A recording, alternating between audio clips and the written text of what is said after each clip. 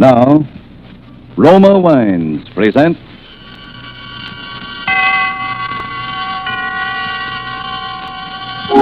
Suspense. Tonight, Most Dangerous Game, starring Joseph Cotton with J. Carroll Nash. Suspense is presented for your enjoyment by Roma Wines. That's R-O-M-A, Roma Wines. Those excellent California wines that can add so much pleasantness to the way you live. A most interesting woman who extracts all the simple pleasure and happiness possible from living is Elsa Maxwell, International Authority on Hospitality. She offers you some friendly counsel. I am always telling people to take it easy, as they say, to be moderate and natural and at ease. And so, obviously, I suggest the enjoyment of a glass of Roma California port after dinner or during the evening. It is also very smart to serve when friends drop in, for this is one of the most glorious of all wines, richly fruity in flavor, with wonderful deep red color, utterly delicious. This is simple enjoyment, easy and restful enjoyment, moderate pleasure that helps you feel calmly at ease, and so happier. Don't bother about special glasses. Just use whatever glasses are convenient and enjoy your wine. You really should act on Miss Maxwell's suggestion. Roma Port, as all Roma wines, is the best that California's magnificent sun-ripened grapes can provide. In glorious flavor, color, and aroma, is unvaryingly good, always enjoyable. Protected for you by the ancient skill of the noted Roma wineries located in the choicest vineyard areas of California. Yet, all this delight costs you only pennies a glass. Remember, more Americans enjoy Roma than any other wine. Roma, R-O-M-A, Roma wines. Yes, right now a glassful would be very pleasant, as Roma Wines bring you Mr. Joseph Cotton as Sanger Rainford with J. Carroll Nash as General Zaroff in the greatest manhunt story written in our time, The Most Dangerous Game, a supreme adventure in suspense.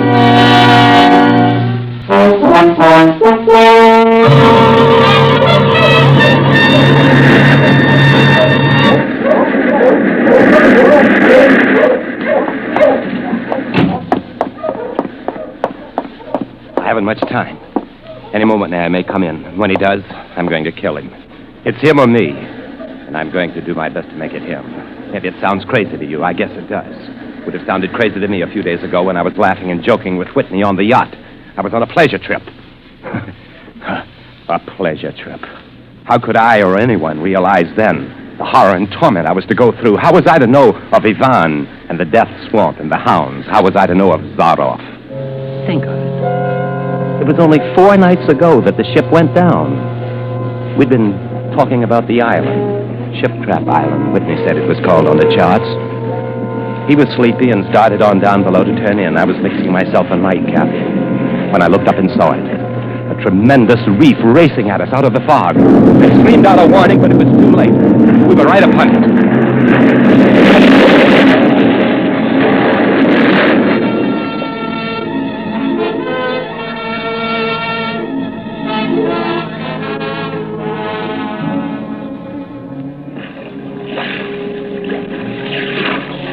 Exploded right on top of Whitney and the members of the crew. The force of the explosion hurled me into the blood-warm waters. Terrified at this suddenness and surprise, my stomach weak and sick at the thought of the others. The sea was eddying furiously around sinking remnants of the ship, and a certain cool-headedness came to me, making me swim desperately away, or I might not have lived to go through the horror which was soon to come. I struck out to the right in the direction of the island Whitney had been telling me about. I have no recollection of how long I swam, but all at once, I heard the muttering and growling of the sea breaking on a rocky shore. With my remaining strength, I dragged myself from the swirling waters. Jagged crags appeared to jut up endlessly into the night. All in, gasping, my hands raw, I at last reached a flat place at the top. I flung myself down at the jungle edge and tumbled headlong into the deepest sleep of my life. When I awoke, I was in a strange place, having no idea how I got there.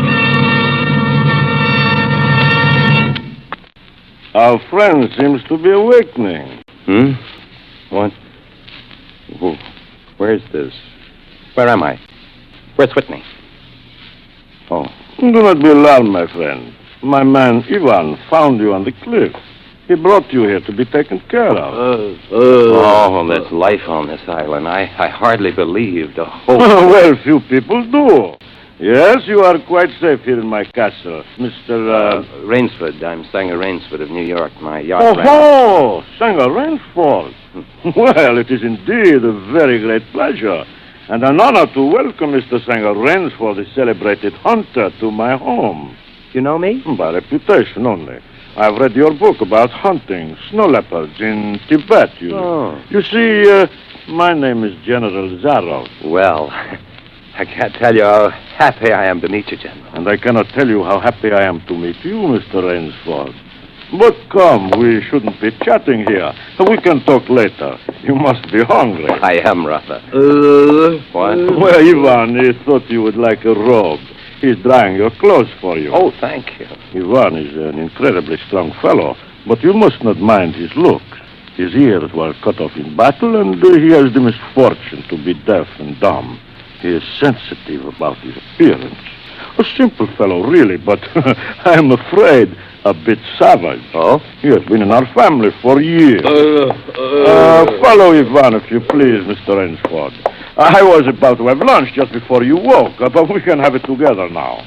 Does the robe fit you all right? Oh, yes, perfectly, thanks. You have quite a collection of heads here. Lions, tigers, elephants, moose, bears. I don't believe I've ever seen more perfect specimens. They are nice. I take great pride in them. You have good cause. Well, coming from you, Mr. Rainsford, that is a great compliment. Well, here we are. If you will sit over there, please. Oh, thank you. All right, Ivan. Well, this soup looks delicious. Thank you.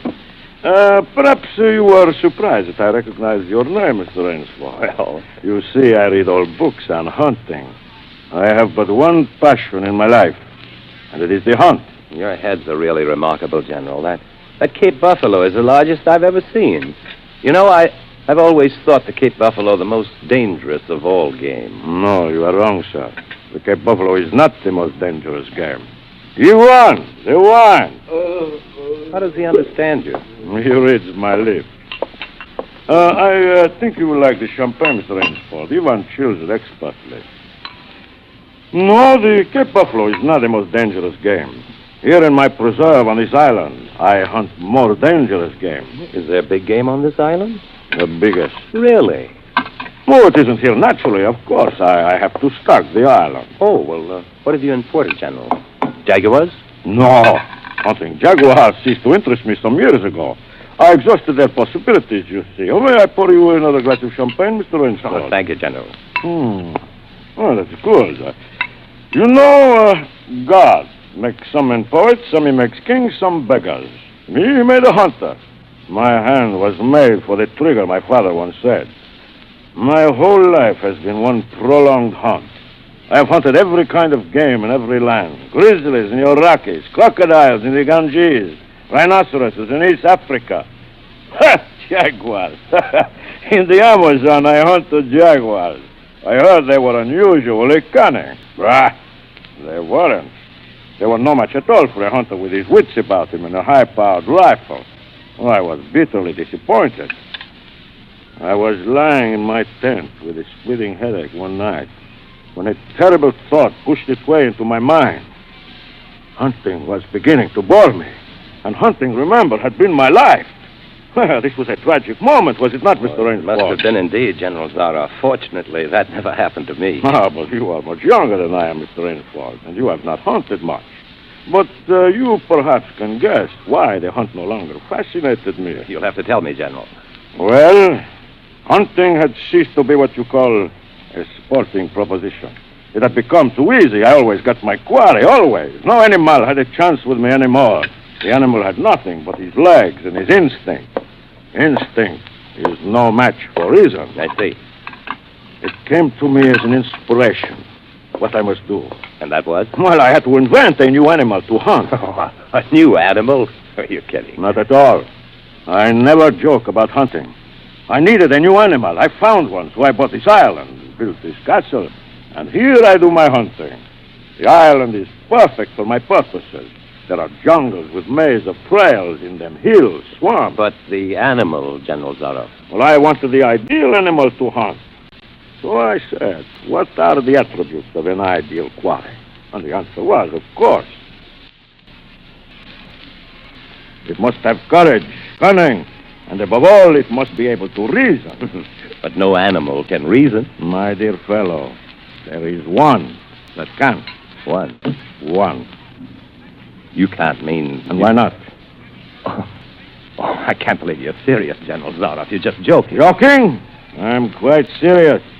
I'm speaking about hunting. Hunting? You're speaking of murder. Dear me, that unpleasant word. But I think I can show you that your scruples are quite ill-founded. I doubt that. I hunt the scum of the earth. Sailors on tramp ships, lascars, mongrels. But they are men. Precisely. That is why I use them. They can reason after a fashion. Oh, they are dangerous. But where do you get them? Well, we will visit my training school. It is in the cellar. I have about a dozen pupils locked down there now. They're from the Spanish bark, San Lacal.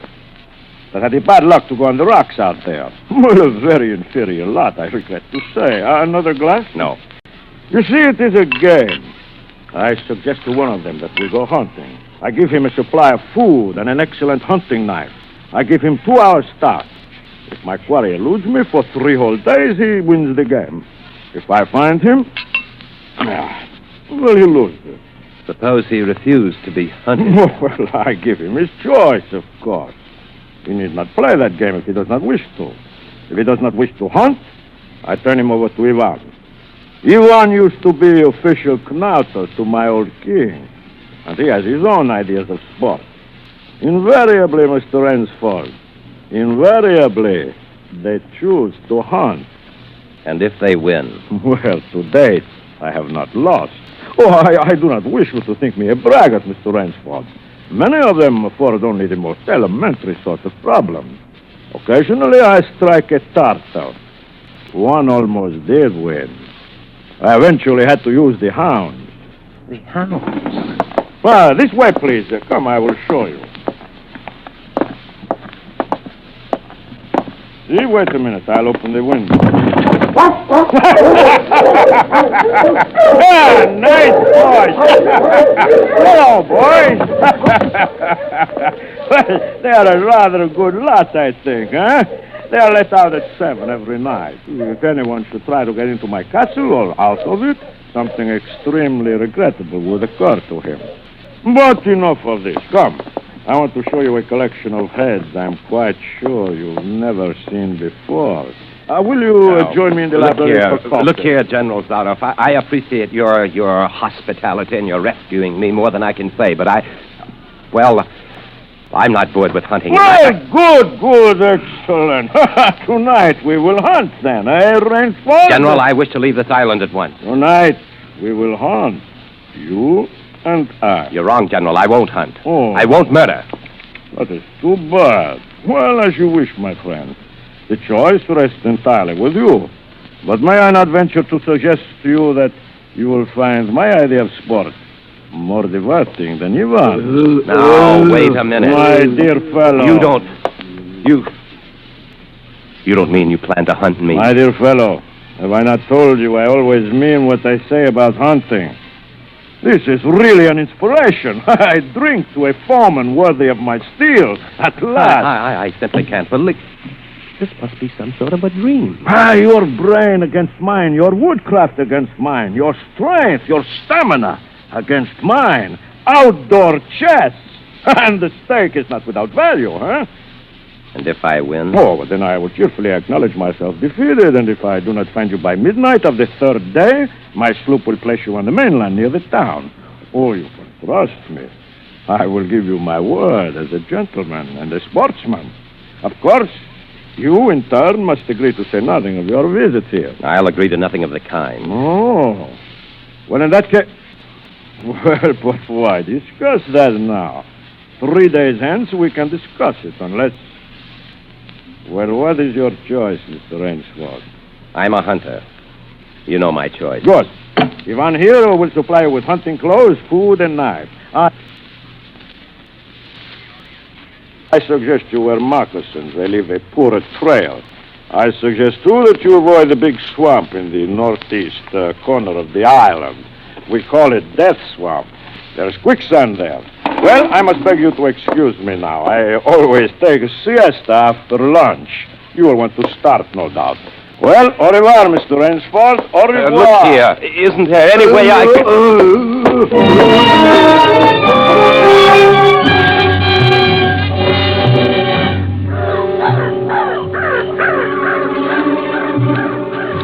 I fought my way through the bush for 2 hours, repeating to myself over and over again, I must keep my nerve. I must keep my nerve. My whole idea at first was to put distance between myself and General Zaroff, and to this end I had plunged along through the thicket, spurred on by the sharp rowels of something very much like panic. Now, I had got a grip on myself. It stopped, and was taking stock of the situation. I saw that straight flight was futile. Inevitably, it would bring me face to face with the sea. I'll give him a trail to follow, I muttered, and I struck off from the rude path I had been following and into the trackless wilderness. I made a series of intricate loops. I doubled on my trail again and again, recalling all the lore of the fox hunt and all the dodges of the fox. Night found me exhausted, my hands and face lashed by the branches on a thickly wooded ridge. My need for rest was imperative, and I thought, I played the fox, now I must play the cat of the fable. A big tree with a thick trunk and outspread branches was nearby, and taking care to leave not the slightest mark, I climbed up and stretched out on one of the broad limbs. Rest brought me new confidence and almost a feeling of security. Even so expert a hunter as General Zaroff could not trace me here, I assured myself. An apprehensive night crawled slowly by, my mind keenly alert for any sound, any warning. And towards the dawn, an instinct I never knew existed, like an animal must possess, impelled me to look far in the distance in a westerly direction. Sure enough, following the trail with the sureness of a bloodhound, came General Zaroff. Nothing escaped those searching black eyes. No crushed blade of grass, no bent twig, no mark, no matter how faint, in the moss. My heart pounding furiously, I slid down quickly from the tree and struck off again in the woods. I knew I had to do something desperate, and I knew I had little time in which to do it. 300 yards from my hiding place, I stopped where a huge dead tree leaned precariously on a smaller living one. Throwing off my sack of food, I took my knife from his sheath and began to work with all my energy. The job was finished at last, and I threw myself down behind a fallen log 100 feet away. I did not have to wait long.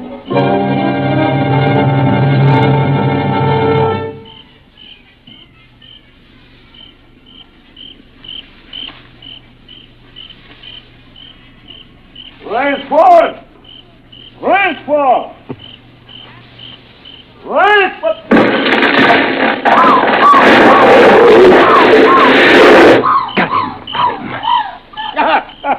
What? Hey, Rainsford! If you are within sound of my voice, as I suppose you are, let me congratulate you. Not many men know how to make a Malay man-catcher.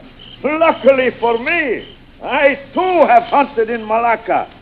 You are proving interesting, Mr. Rainsford. You are proving interesting. The tree brushed my shoulder as I jumped back. I am going to have the wound dressed. It is only slight. But I shall be back, Mr. Rainsford. I shall be back.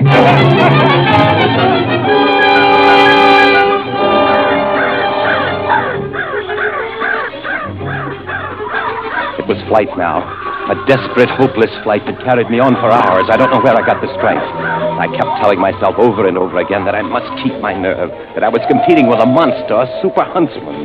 Dusk came, then darkness, and still I managed to press on. The ground grew softer under my moccasins. The vegetation grew ranker, denser. Insects bit at me savagely. Suddenly, as I stepped forward, my foot sank into the ooze. I tried to wrench it back. Mud sucked viciously at my foot like a giant leech. With a violent effort, I tore my foot loose. I knew where I was then. Death Swamp and its quicksand. But the softness of the earth had given me an idea. I stepped back from the quicksand a dozen feet or so and began to dig. and the pit was above my shoulders, I climbed out and from some hard saplings cut stakes and sharpened them to a fine point. These stakes I planted in the bottom of the pit with the point sticking up. As fast as I could, I wove a rough carpet of weeds and branches and with it covered the mouth of the pit. Then, wet with sweat and aching with tiredness, I crouched behind the stump of a lightning-charred tree. I knew Zaroff was coming. I could hear the paddling sound of feet on the soft earth. He was not feeling his way along foot by foot. He was coming and coming fast. Crouching there, I couldn't see him nor the pit. I lived a year and a minute, frozen, every muscle tensed.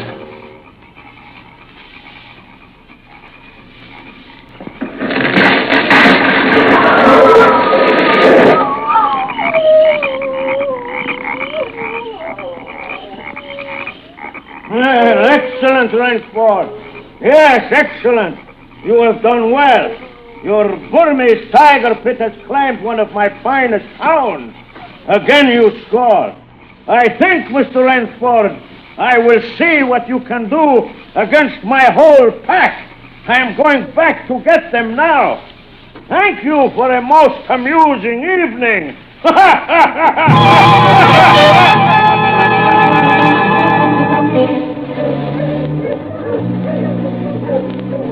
At daybreak, lying near the swamp, I was awakened by a sound that made me know that I had new things to learn about fear. It was a distant sound, faint and wavering, but I knew it. It was the baying of a pack of hounds. I could do one of two things. I could stay where I was and wait. That was suicide. I could flee.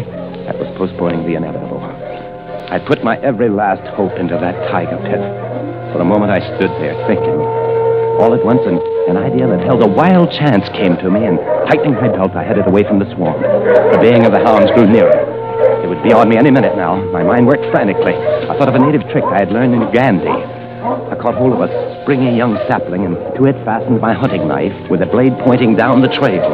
With a bit of wild grapevine, I tied back the sapling. Then I ran for my life. The hounds raised their terrifying voices as they hit the fresh scent. I knew then how an animal at bay feels. At last, I had to stop to get my breath. The baying of the hounds stopped just as suddenly. With it, my heart stopped, too. They must have reached the night. Excitedly, I shinnied up a tree and looked back. My pursuers had stopped all right. But the hope that had been in my brain when I climbed died. For in the shallow valley, I saw that General Zaroff was still on his feet. But Ivan was not. Apparently, he had come along to hold the hounds. The knife, driven by the recoil of the springing tree, had splintered through his chest.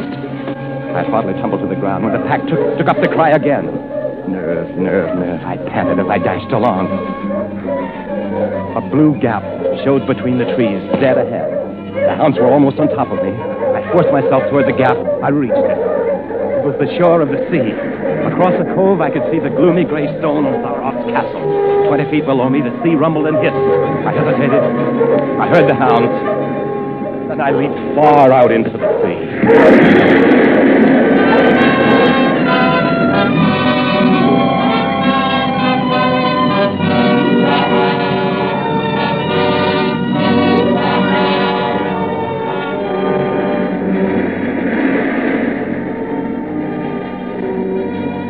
Oh, the sea was good to me. And I am here safe in the general's bedroom waiting for him. The 3 days are up and I have eluded him. But now I know I must go further. In a moment we will meet, he and I. Only one of us is going to live. You understand that now.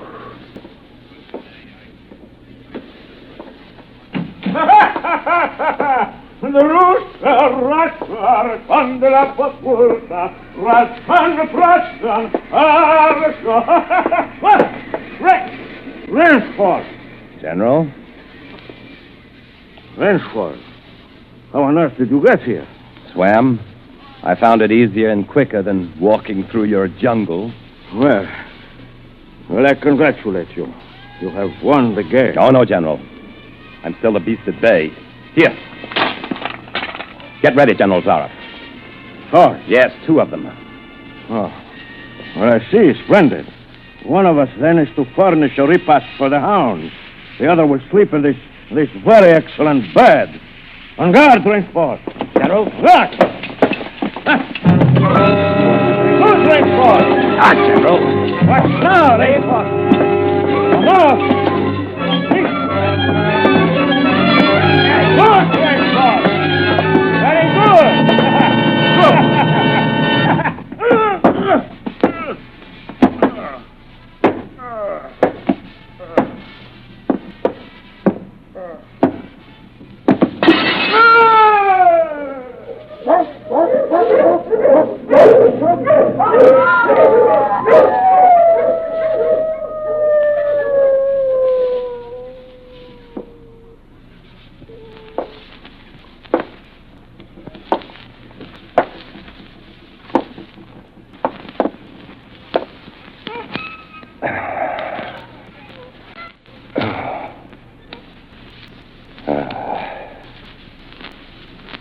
Just as my late host said it would be.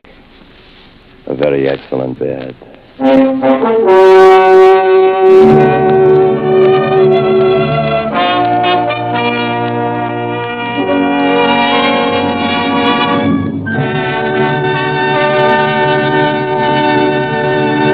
And so closes The Most Dangerous Game by Richard Connell, starring Joseph Cotton as Rainsford with J. Carroll Nash as General Zaroff. Tonight's study in Suspense. Suspense is produced, edited, and directed by William Spear. Probably no woman alive has been hostess to so many famous and distinguished people as Miss Elsa Maxwell. This is what she says about Roma wine. When you entertain friends, you do everything you can think of to add to their enjoyment. And that is why I say, when you serve your guests Roma wine, you not only delight them, you also smartly and genuinely flatter them. These delicious wines add so much to hospitality and to enjoyment of everyday meals. Yet it's such a simple, easy addition to the joy of living. So wholesomely moderate and so inexpensive. Miss Maxwell gives you good advice. Enjoy Roma wine regularly. It's California's finest. Always good. Unvaryingly fine in flavor and quality. Remember, more Americans enjoy Roma than any other wine. Roma. R-O-M-A. Roma wines. Joseph Cotton appeared through the courtesy of David O. Selznick and is currently being seen in the Selznick production Since You Went Away. J. Carroll Nash is soon to be seen in the Paramount picture A Medal for Benny. Our thanks also to RKO, who began production today on The Most Dangerous Game, and through whose cooperation this story was presented tonight on Suspense. Ladies and gentlemen, next week you will hear Claire Trevor and Nancy Kelly as co-stars of Suspense. Presented by Roma Wines.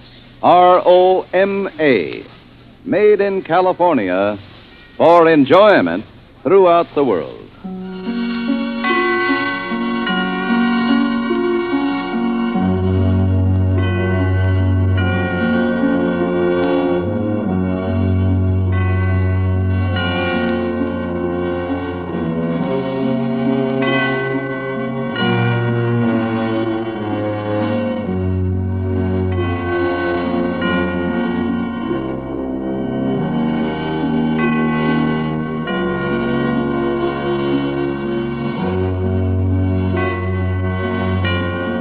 This is CBS, the Columbia Broadcasting System.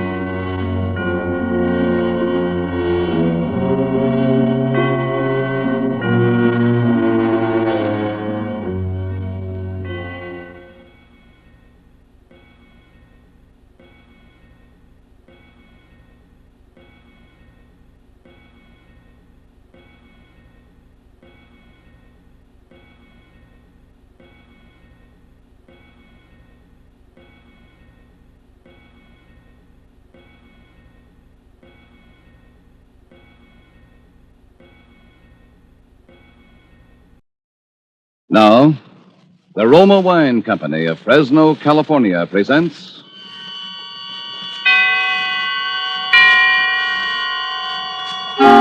Suspense.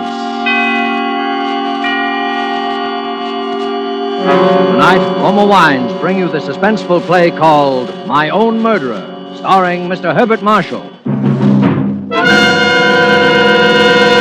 Suspense is presented for your enjoyment by Roma Wines. That's R-O-M-A, Roma Wines. Those excellent California wines that can add so much pleasantness to the way you live, to your happiness in entertaining guests, to your enjoyment of everyday meals.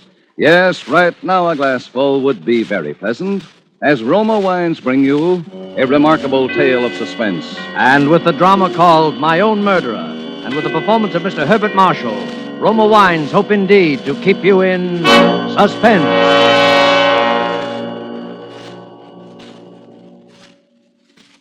I was never really much attracted by Alan Rennick.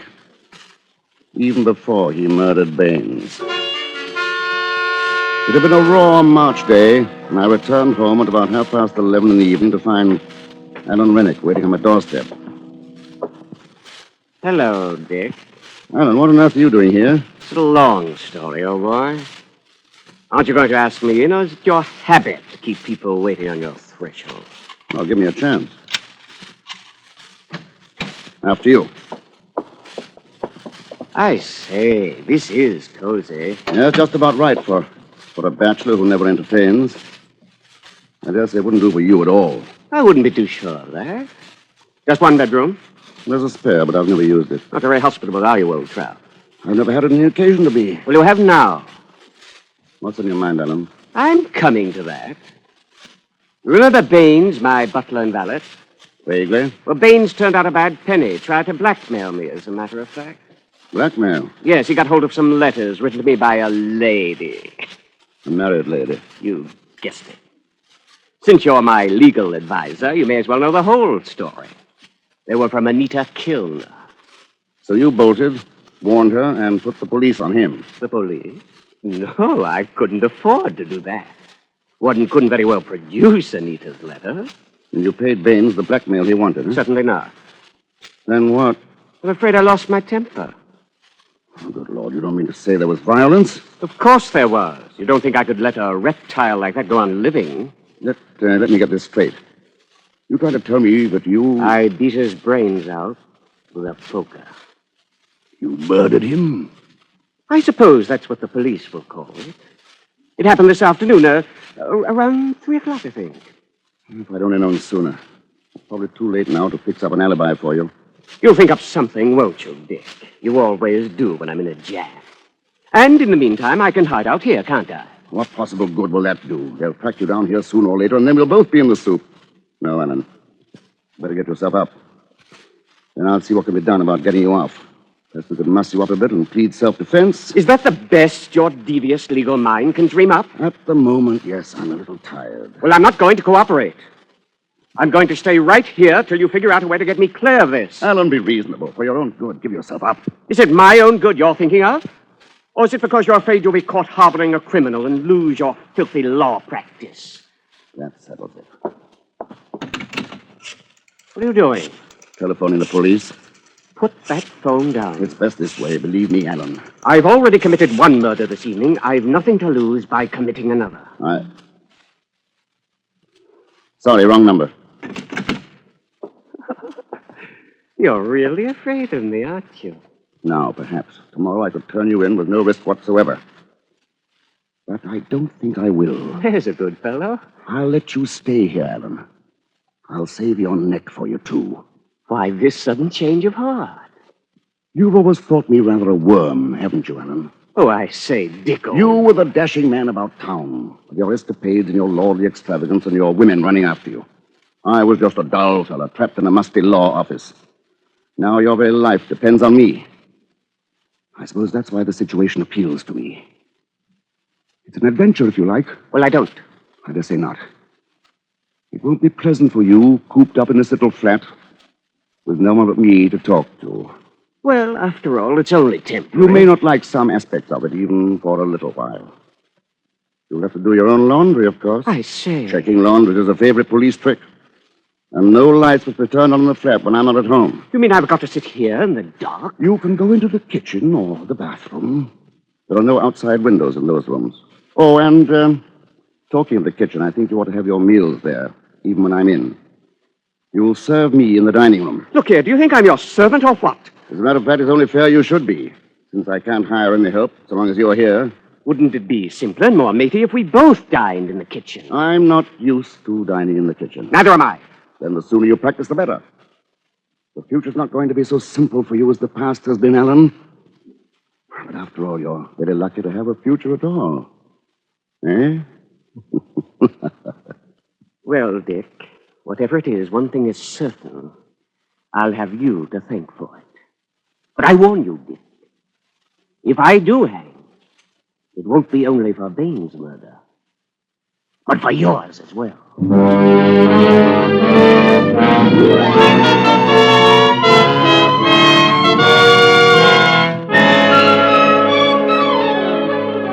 For Suspense, Roma Wines are bringing you as star Mr. Herbert Marshall as Richard Sampson, with Norman Lloyd as Alan Renick in My Own Murderer by Richard Hull, which is Roma Wines' presentation tonight of Suspense.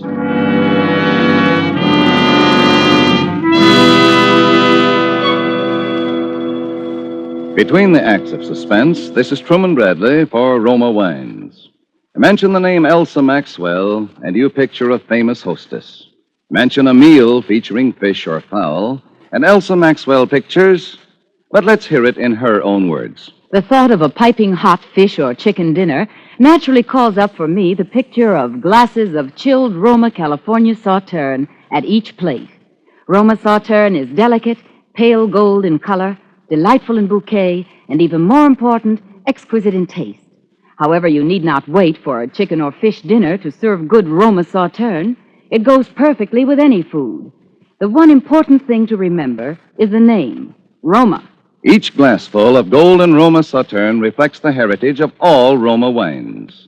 Flavorful grapes from California's choicest vineyards, gently pressed, then carefully guided with all the ancient skill of Roma wineries to the full goodness you enjoy in every Roma wine. Roma wines do not vary, are always high in quality, yet they cost only pennies a glass.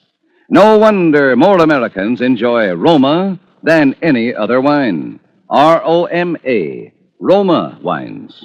And now it is with pleasure that we welcome back to our Hollywood soundstage Mr. Herbert Marshall, who, as Richard Sampson in My Own Murderer, continues a narrative well calculated to keep you in suspense.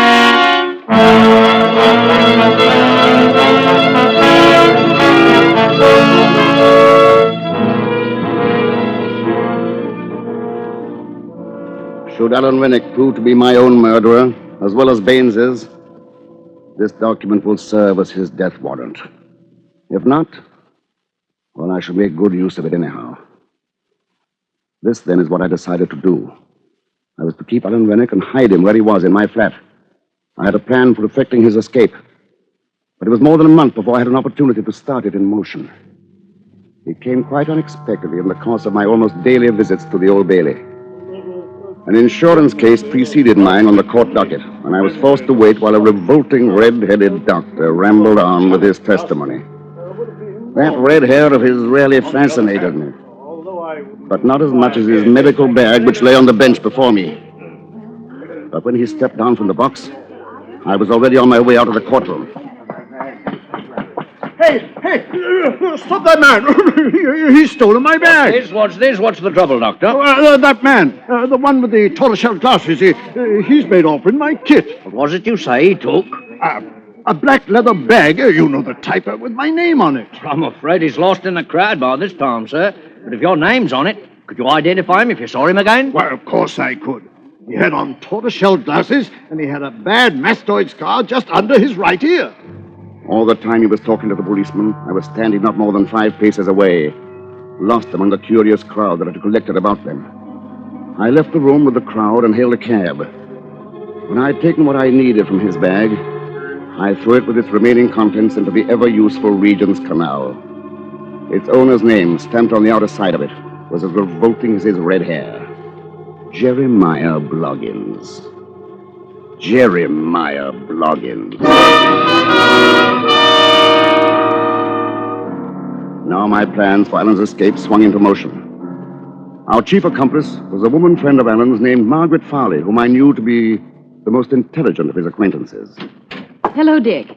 Where's Alan? All right, Alan, you can come out now. Well, it's high time. Hello, Margaret. Alan.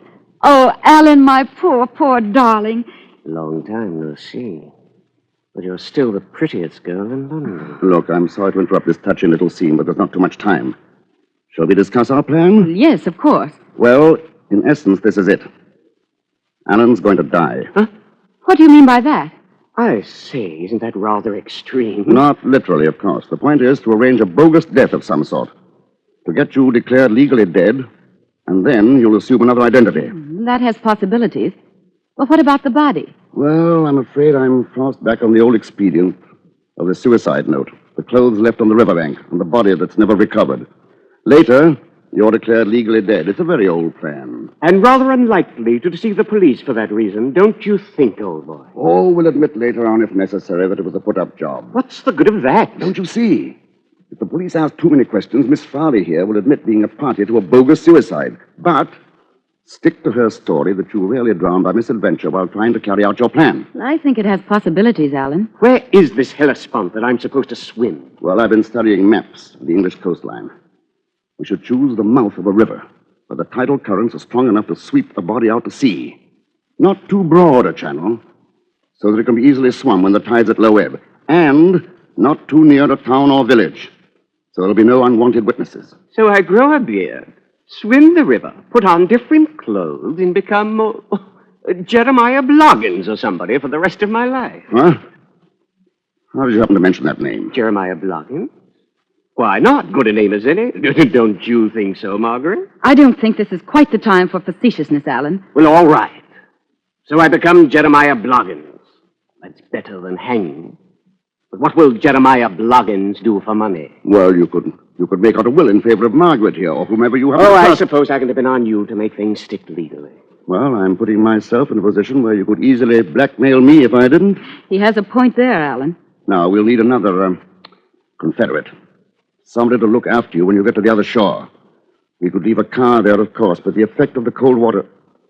Well, I think it's safer to have somebody waiting for you on the other side. Well, who'll it be? That actress friend of Alan's, Anita Kilner. That woman?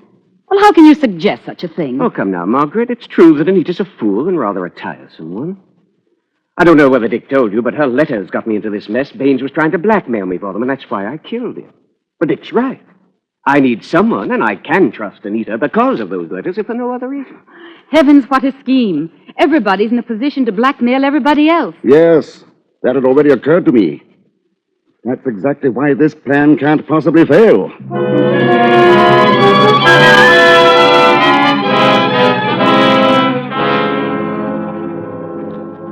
The river mouth we finally hit upon was near Mudeford. It was Margaret Farley's choice, and it was a good one. Still, I was afraid to trust everything to her. So I decided to drive Alan down there and to leave him as soon as I saw him safely in the water. Margaret Farley was to meet us there. Anita would be waiting on the other bank. It was at times a revolting journey down to Mudeford that night. The trouble with you, Dick, is that you like managing people. Mark my words, one day I shall be a free man again, and then I shall try and repay you for some of the things you've made me put up with. Cleaning up after you, making me say, yes, Dick. Certainly, Dick. Of course, Dick. I think it's quite useless to point out to you that what I did was not only for your own good, but absolutely necessary. Incidentally, I shouldn't be smoking quite so much if I were you. You've got to do some swimming tonight, remember. You're hopelessly out of condition. How I should like to give you just one on the jaw. Just one? 7 is your usual number, isn't it? Isn't that what it took to kill Baines? You unutterable swine. If you weren't driving the car, I'd give you something to remember me by. I shan't forget you easily as it is. Oh, well, forget what I said. I'm all on edge. It's a devil of a cold night, too. Did you bring that black coffee I asked you to? Where's the thermos? There on the back seat. Help yourself. Oh, thanks. Yeah. Filthy coffee. I should have made it myself. Better save a little for just before you go into the water. Well, Margaret's bound to have brought some, too. I'll just finish this off. Oh, bad as it tastes, it's making me feel a lot better.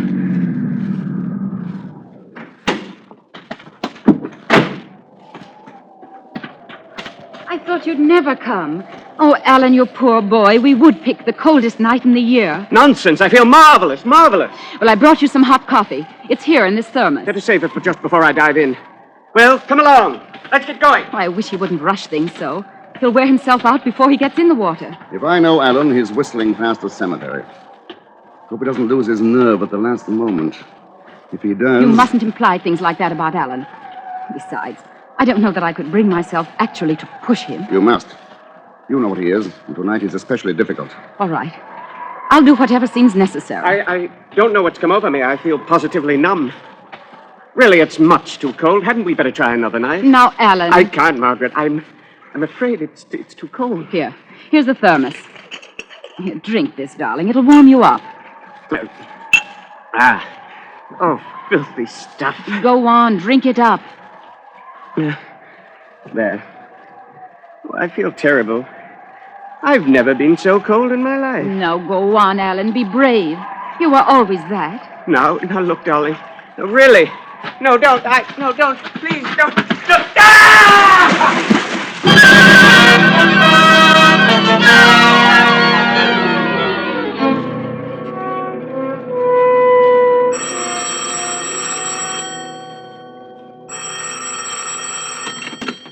Yes?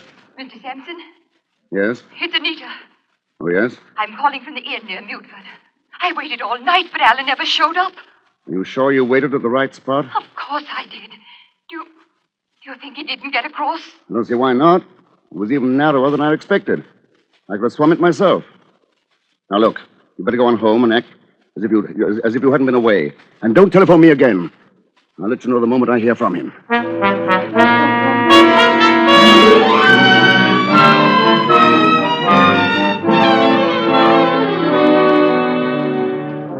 Day followed day with no word from Alan. I had no alternative but to assume that he had drowned there in the estuary that night. The body had not been found, but then we had deliberately chosen a place where the tides could be alleged to have carried it out to sea. The uncertainty was a little distressing. I had not forgotten his threat to come back on even scores with me once he'd got free. And tonight came an unpleasant little scene which is not to help my frame of mind. It began with Anita. I know you're angry at me for coming here, Mr. Sampson, but I've simply got to talk to someone. You ought not to have come round here. It isn't safe. Safe? You're a nice one to talk about safety. Do you think Alan's safe now? I don't know. I don't believe you care. He trusted you, and you've let him down. Oh, why did he ever trust himself to a brute like you? You and your plans and your cleverness.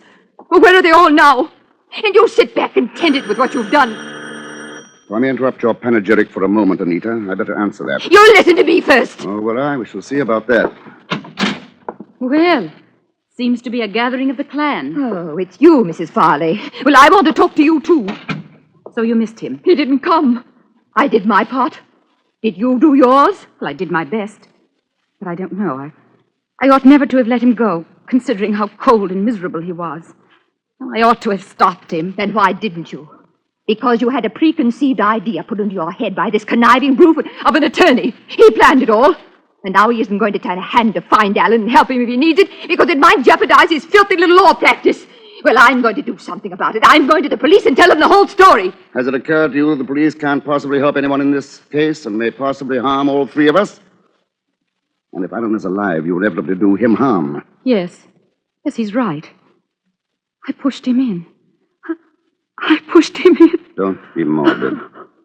You did what you could with excellent intentions.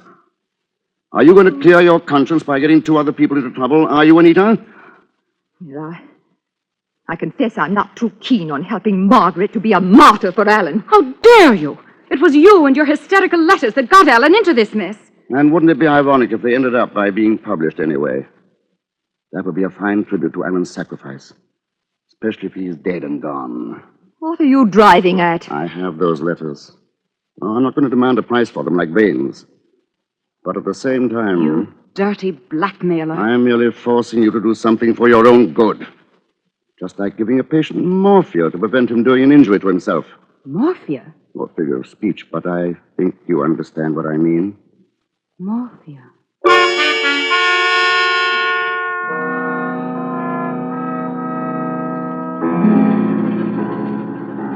After the women had gone, I thought over the conversation, particularly that part of it in which Margaret Farley repeated the word morphia. I think she knows.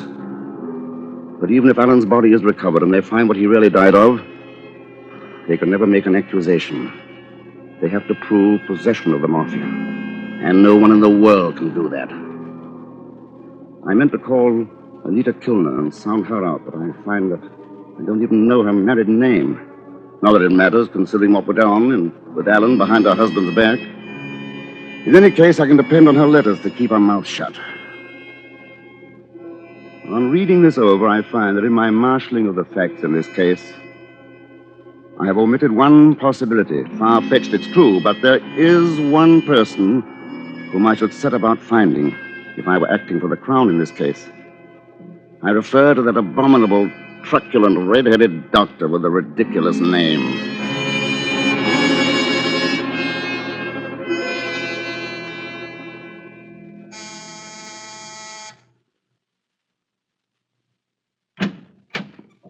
Yes, Mr. Sampson. I'm leaving the office for the day, Chatsworth. Will you put these files in my briefcase? Oh, yes, sir. And will you please get out Rennick's file? His will goes into probate tomorrow, and I want to study it at home tonight. Very well, sir. Oh, by the way, that gentleman is still waiting in the outer office. What gentleman? Oh, I must have forgotten to tell you. He came in with a lady just a moment ago. Dr. Bloggins. Bloggins? Jeremiah Bloggins. Peculiar name, isn't it? Oh, beg pardon if it's a friend of yours, sir. No, not especially. You say I was in? Why, yes, I'm afraid I did. Chatsworth, if you ever become a solicitor, be sure your office has 2 entrances. Shall I send him away, sir? Jeremiah Bloggins. I dare say he'd be unpleasantly persistent. Better let him come in. Yes, sir. Will you be needing me, Mr. Sampson? Yes, you'd better sit down. I want you to take down a statement. Yes, sir. Won't you come in, please? Thank you. Hello, Mr. Sampson. I want you to meet... Dr. Bloggins. Yes, we've met before. Oh, Strange you should have been the one to bring this about, Anita. I always thought Margaret Farley the cleverer one. Or should I speak so frankly? Dr. Bloggins knows everything, Mr. Sampson. Yes, I know, but just for the record, are you ready to take down that statement, Chatsworth? Yes, Mr. Sampson. Very well. I murdered Alan Rennick. well, just a moment, Mr. Please don't Sampson. interrupt. Yes, I murdered him. And why not? He was a killer. He forced himself on me and turned himself into my private property. He might indeed be called my own murderer. My motive? Well, perhaps one day the world will learn that the strongest compulsion to murder is hatred. I hated Alan Rennick, and I planned his murder brilliantly. I'd counted on the sea, holding Rennick long enough for the traces of morphia to have gone. I really can't be responsible for the treachery of the elements. Only one man had the evidence to convict me. And the odds against his being found and brought face to face with me were so slight that I'd risk it again. I'm not sorry I killed him. Even now I'm able to say that it's been a great adventure, requiring courage and daring beyond Rennick's wildest imagination. I have proved which of us was the better man. You have all that, Chatsworth? Yes, sir.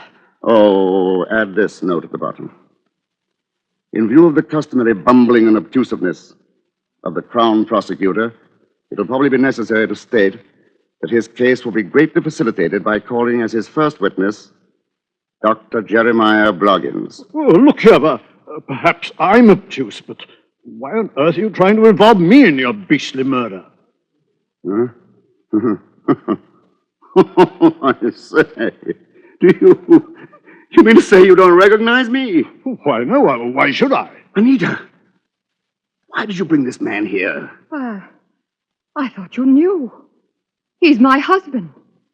After Alan's body was found, I decided to tell him everything. We simply came here to get the letters. And you don't even remember me?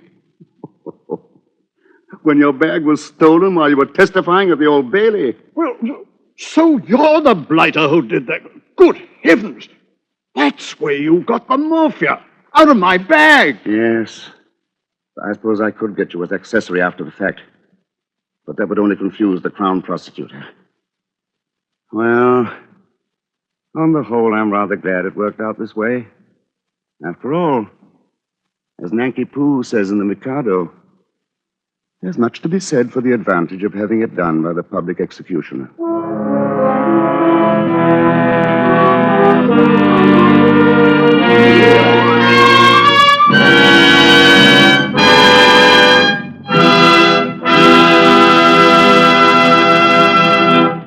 And so closes My Own Murderer, in which Roma Wines have brought you as star Herbert Marshall with Norman Lloyd in tonight's study in Suspense. Suspense is produced, edited, and directed by William Spear. Before Mr. Marshall returns to the microphone, let me say a word for Roma Wines, the sponsor of Suspense. Few hostesses have entertained as extensively, as often, as the world-renowned hostess, Miss Elsa Maxwell. And that's why her words are significant. Back in the horse and buggy days, wine serving was surrounded by all manner of do's and don'ts. Today, it's fashionable to serve delicious Roma wines whenever and however you choose.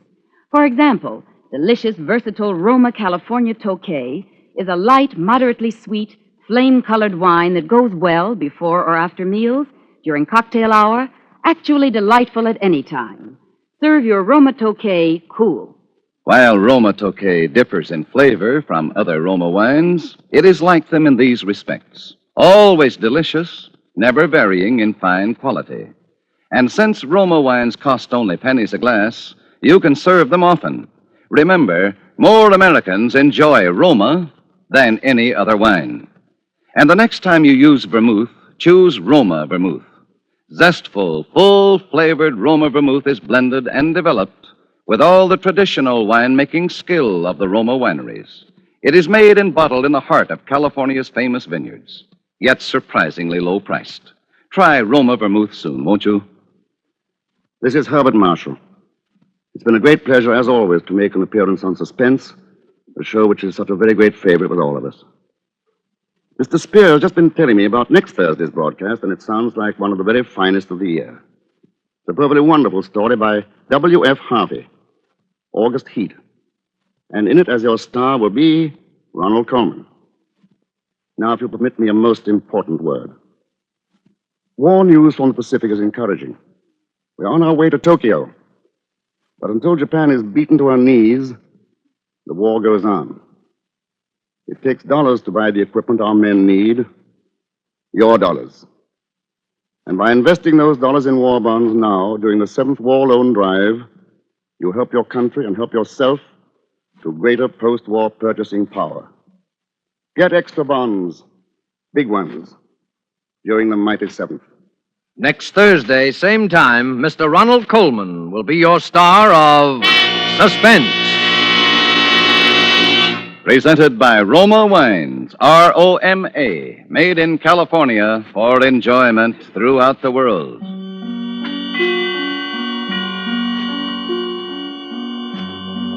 This is CBS, the Columbia Broadcasting System.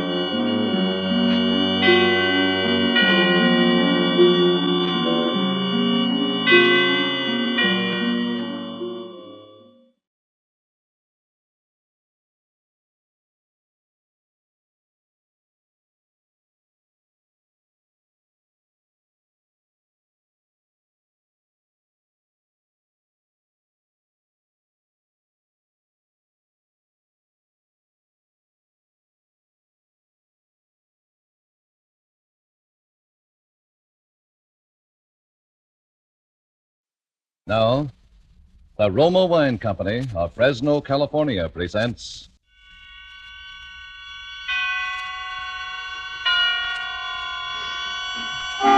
Suspense.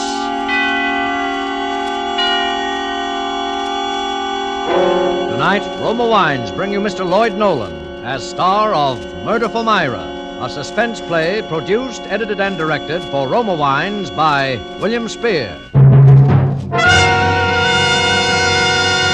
Suspense, radio's outstanding theater of thrills, is presented for your enjoyment by Roma Wines. That's R-O-M-A, Roma Wines. Those excellent California wines that can add so much pleasantness to the way you live, to your happiness in entertaining guests, to your enjoyment of everyday meals. Yes, right now a glassful would be very pleasant, as Roma Wines bring you Lloyd Nolan in a remarkable tale of suspense.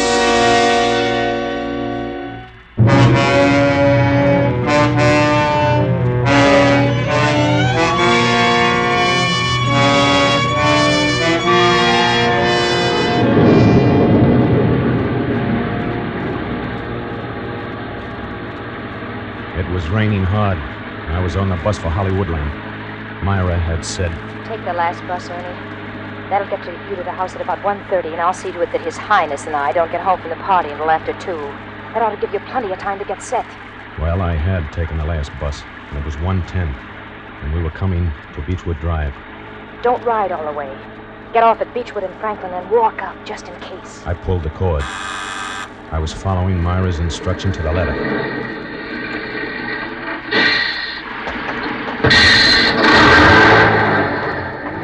It was raining harder than ever when I got off the bus. I turned up my coat collar and started up the hill. It was 4 blocks to the house. When I got to Midway, I stopped under a tree. I was soaked to the skin.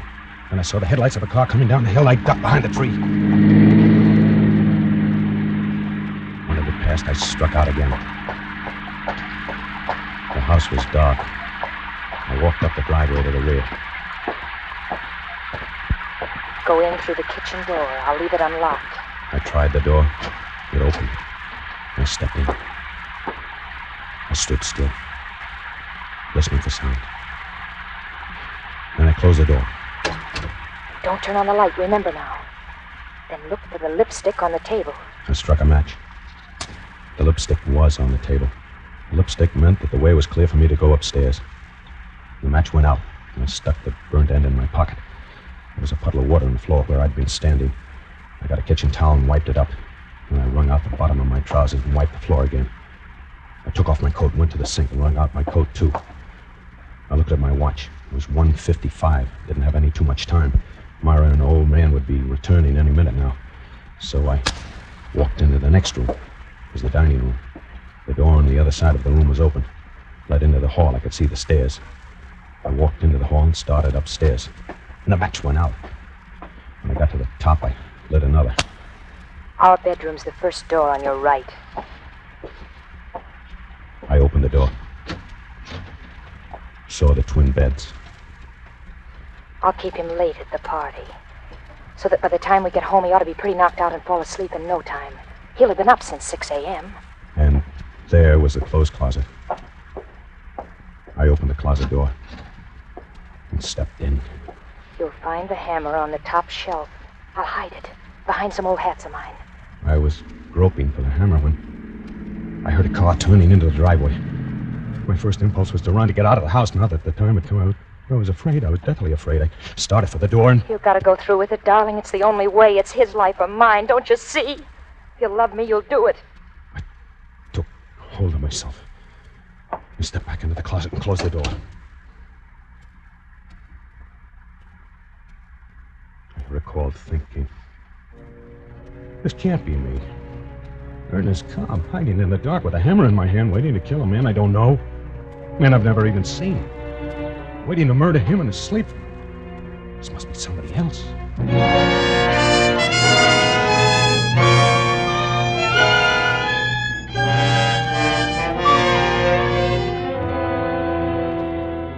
For Suspense, Roma Wines are bringing you as star Lloyd Nolan in Murder for Myra by Lee Horton and Paul Bernard. Roma Wines' presentation tonight in radio's outstanding theater of thrills, Suspense.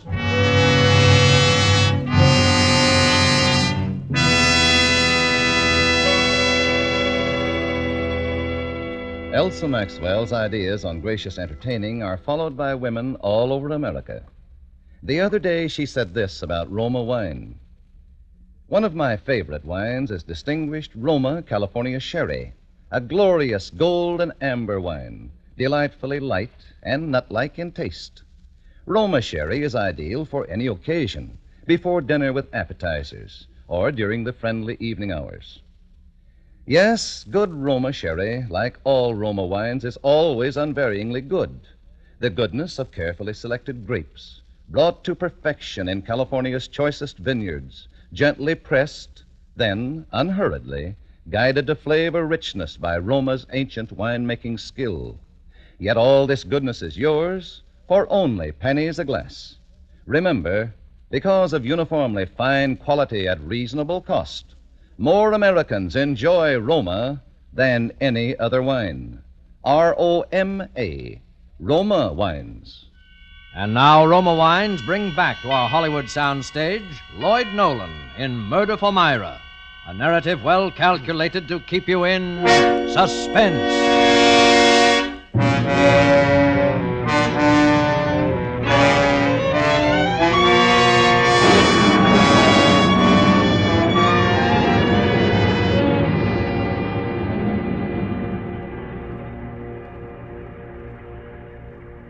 I stood in the closet and waited.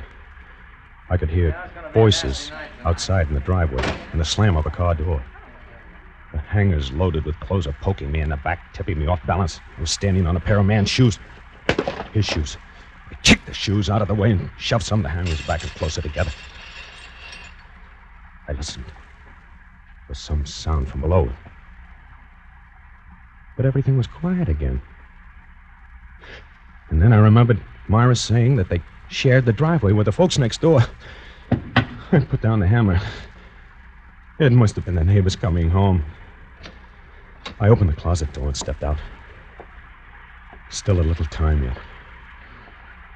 In the darkness, I noticed that Myra had left one of the windows open. It was raining in. I crossed the room, closed it. There was a nightstand by each bed, and an alarm clock on one of them. I never heard a clock that made so much noise, just ticking. It was cold and damp, and I was shaking from head to foot. I couldn't tell whether it was from the cold or from fear. I sat down on the edge of one of the beds.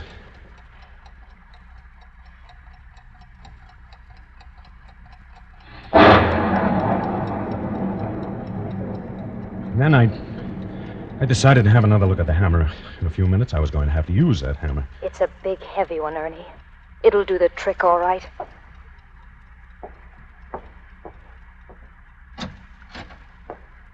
I felt along the floor of the closet for the hammer. Then I hefted it experimentally. It was big and heavy.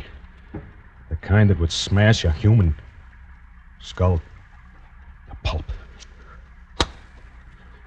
I looked at clothes hanging there, many of them his clothes. In the flickering light of the match, one garment caught my eye, probably because it was long and white and had big gaudy flowers on it. It was Myra's negligee. She'd been wearing it that morning when I first met her 5 months ago.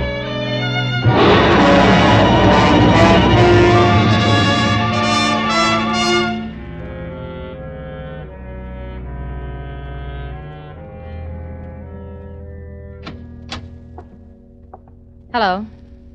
What can I do for you? Oh, good morning. I hope you'll excuse me for bothering. You see, I'm taking a poll of homeowners. What kind of poll? Well, it has to do with your post-war plans. I don't have any. My husband does the planning in this family. I just go along for the ride. Oh, I see. Well, still, if you're not too busy, I would like to ask you a few questions. Why not? I'm just sitting around twiddling my thumbs. Come on in. Thanks. Thank you. It's a beautiful day outside, isn't it? Is it? I hadn't noticed. I sat down on the sofa and opened my portfolio. I felt ill at ease. Bare emotions do that to me, and Myra's emotions that morning were as bare as her throat in that low-cut negligee. I knew right away that she'd had a row with her old man. In my business, you get so you can figure out things like that. And it was as plain as the nose on my face. My nose was pretty obvious that day. I'd been to the beach and I was burned to a fiery red and my nose was peeling. She laughed then, at me, I guess. You got quite a case of sunburn, Mr. Cobb. Ernest Cobb. Yes, I have, haven't I? That's too much beach, I guess. I haven't been to the beach in 2 years. Oh, don't you like it? Sure, but what difference does that make? His Highness doesn't. Who? My husband. Let's have the quiz. Oh, yeah. Yes, of course. Now, first, your name is... Blair. Myra Blair. His name is Ray. And his business? He's an aircraft engineer. A scientist. And you don't work? No, I'm just the housewife. The little homemaker. You don't sound as though you fancy the role, Mrs. Blair. I hate and despise it. No, that's a shame. Any children? Yes, a daughter 4 named Julie. She's at nursery school. And now for the questionnaire. Are you Do you know whether or not your husband is planning any extensive repairs or remodeling on your home after the war? I haven't the foggiest notion. It's like I told you, I'm part of the decorations here. What I think and how I feel doesn't count. Oh. I suppose you think I'm talking out of turn. Well, I am. I'm sick and tired of the whole mess. He comes home and smokes his filthy pipes and tinkers around his workshop down in the cellar, and I just sit here. Night after night, it's the same thing. Look at me. Am I so hard to take? Well, he's probably just got his mind on other things. Yeah, I know. Planes, planes, planes. That's all I hear. That's the war, Mrs. Blair. He's phooey. It was the same before the war started. I'm not getting any younger. I want to have some fun. Do you blame me? But no. I think everyone's entitled to some fun and good times, Mrs. Blair. Call me Myra. I never did like being called Mrs. Blair. About the questionnaire. Now, perhaps you can answer me... Phooey to the questionnaire. I'm sorry. I'm just in a nasty mood, that's all. I had a fight with him last night, another one this morning. I had to blow my top to someone. You just happen to be it. Oh, that's all right. About your questions, honestly, I don't have the answers. It's like I said. Sunburn of yours, you better do something about it. Well, it does burn pretty much, all right. My hands are cold. Does this feel good? She bent out over me, and I could feel her breath in my ear. One lock of her hair fell away from her forehead, and it brushed my nose. Then her fingers touched my face, and I did something crazy. I reached up and grabbed her by the shoulders and kissed her on the mouth. And the next thing I knew, she was in my arms. And she was kissing me and sobbing in a sort of a spilling over of emotions that left me scared and limp as a dish rag. Oh, there, that's... You're gonna change things, aren't you, big boy? Oh, sure. You'll help me? Sure. I'd do anything for you. Anything.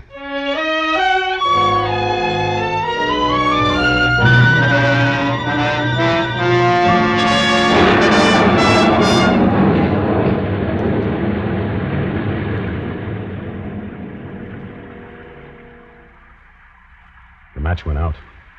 The negligee merged back into the other clothes there. I stuffed the hammer back into the corner and came out into the room again to wait for Myra and His Highness to come home from the party. His Highness. He's unbearable, Ernie. Every time he puts his filthy paws on me, I go all raw inside. No matter what we did or where we went, he was always there, in her mind. We had another fight this morning, Ernie. Do you want me to show you the black and blue marks? And then one night when we were having dinner, it all spilled out.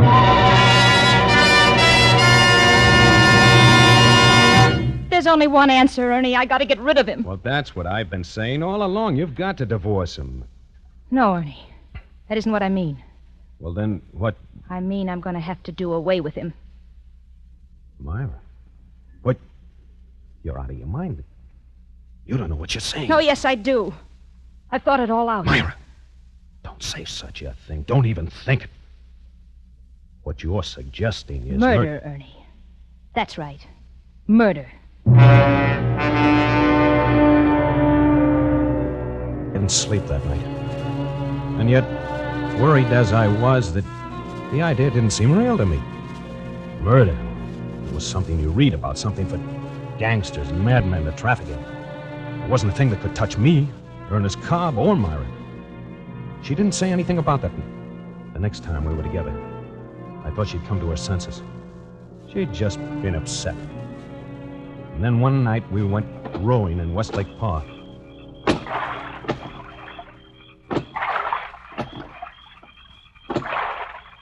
He's bought a gun. He's threatened to kill me.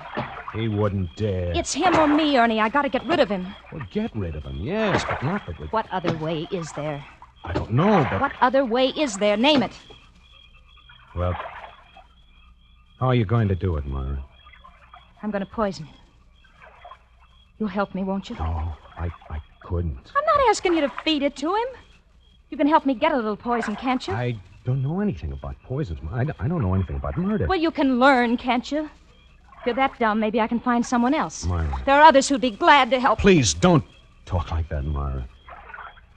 Well, Well, you know I'd do anything for you. There's a better way, Ernie. What? He's got a big, heavy hammer down in his workshop, Ernie. You could do the trick easy. Oh, no. No, Myra, not me. I'd do anything in the world for you, Myra. Anything, But the one thing that'd help me out of this mess. It's his life or mine, Ernie. If you love me, you'd do it. I can't do that. I can't. You'd leave it for me to do. No, It'd be a cinch, Ernie. You could sneak into the house some night when we were out and hide until we get home. With that hammer, it'd be all over in a second. And then we'd say a burglar came No, Myra, no. Oh, you don't love me, really. It's all just talk. No, it isn't. You know better than that. I worship you, Myra. I couldn't live without you. Ernie, if you want me, you've got to do it. You've gotta, Ernie. All right, Myra. I suppose I knew I'd have to. It's just a little hard to get used to the idea, that's all. But I'll do it. Come on.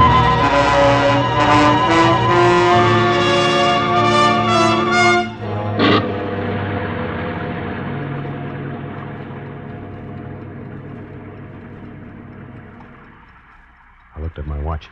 It was 2:10. They'd be home soon.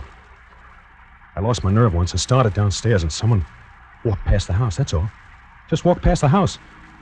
I ran back up into that bedroom with my heart pounding so that it drowned out the sound of the clock. Then the headlights of a car flashed across the wall. A car that was turning into their driveway. There was no mistaking it this time. This was it. I could hear the voices of a man and a woman. The woman's voice was Myra's. Slam up a car door. Footsteps on the cement driveway. I eased back into the closet once more. Felt for the hammer on the floor and closed the door, all but a little crack. Then I heard the front door open and close. Somebody walking upstairs. Come on, Julie, wake up. Wake up now, darling. Come on. We've got to get undressed. Go to bed. It was Myra. The kid was asleep and she was carrying her. That's the girl. Now stand up. That's it. Turn around, darling, so Mama can unbutton your dress. There. You go in your own room, dear. Take off your shoes. Mama will be right in. I heard her walking toward the closet. Ernie, are you there? Yes. I knew she was standing there, but I couldn't see her. I groped for her in the darkness. My hand touched her shoulder, and then she was in my arms, her body pressed against mine, and I was kissing her. Did you find the hammer? Oh, Myra, Did you find the hammer? Yeah, the hammer, yes. He's putting up the car. He'll be up in a minute. Myra, it's all off. I can't do it. You've got to. I can't do it. Ernie, listen to me. I can't. I tell you, I can't. Shut up and listen to me. Ernie, you say you love me. Oh, you know I do. I worship And you want me, don't you? More than anything in the world. All right, then. If you want me, you got to do it. But Mommy! Coming, darling. Quick, Ernie, you'll do it. I'll do it. Of course I'll do it. I knew you would. Mommy! She kissed me and closed the door. And then I heard him coming upstairs. He came into the room and switched on the light. I heard him moving around. I figured he was undressing and getting ready for bed. Well, is she asleep? She will be in a minute. Well, that kid isn't getting enough sleep, Myra. Now, don't start that again, please. Where are you going? Oh, the clothes closet to get my pajamas. Why? I held my breath. I'll get them for you. I flattened myself against the wall. She opened the door, reached for the pajamas. Our eyes met for an instant, and she was gone. The door closed. Here you are. Well, thanks. What are you hiding in there? What do you mean hiding? Well, the way you made a dive for that door, I thought... nuts. What would I be hiding? I don't know. I just said... What are you doing? Say, what's the matter with you tonight, Myra? There's nothing the matter with me. Why? Oh, you're so jumpy. Well, can't I ask you what you're doing? Fooling with the clock? Sure, but why jump out of your skin? I'm just setting the alarm. It's already set. I'm setting it ahead for 4 o'clock. Why? Because I got to be at the plant at 5 this morning. I've got a trial run. Oh. This was something we hadn't figured on. I looked at my watch. Well, it's 3 now. You won't get much sleep. I know it, but I can't help it. Don't put the clock on my table. Put it on your side, where it always is. Oh, okay, if it's so important. Hey, how did all this water get on the floor here? Through Through the window, I suppose. No, but it's closed. I closed it when I came up. We left it open. Oh.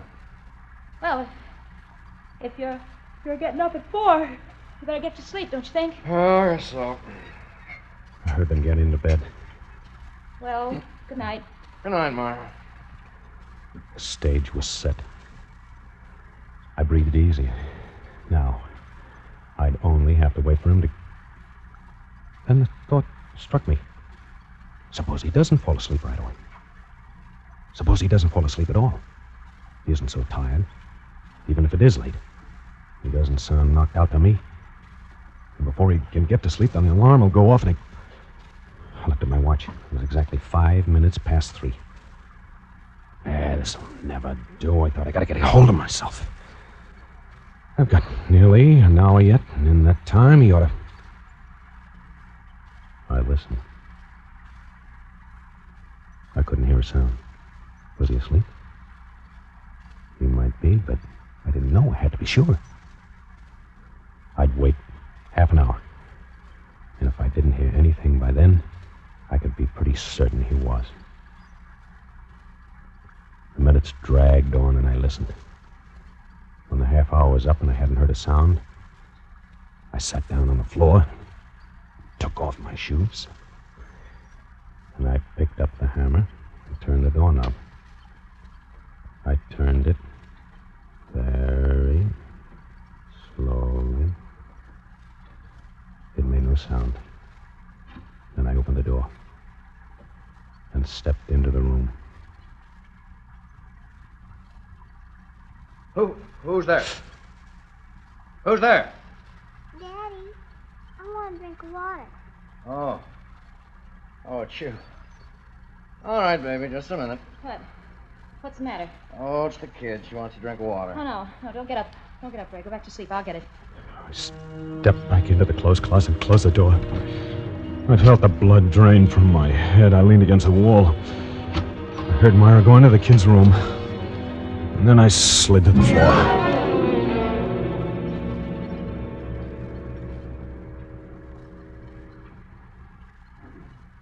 I guess I must have passed out then, or fainted, or something. Because the next thing I remembered was sitting up, startled, wondering where I was. I looked at my watch. It was 3 minutes to 4. I remembered now where I was and what I was there for. I was in the closet. There was a man on the other side of the door that I had to kill before an alarm went off. And the alarm went off at 4. I remembered that I had to be very quiet because the man was asleep. Everything I did from that time on was automatic. I acted like a man in a dream. I picked up the hammer and stood up. I opened the door and crept into the room. I could see the hands of the clock by his bed. It was almost 4. I didn't breathe. I only listened.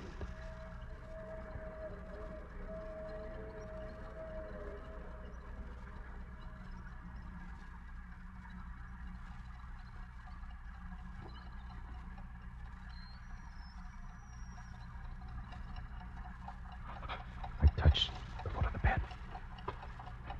I felt along the side of it until I reached the headboard. Now, I was standing over him. I raised the hammer over my head and swung down. And I hit him again, and again, and again. And then I yelled, Myra! Myra! Turn it off, will you? Turn the alarm! Hey, Myra!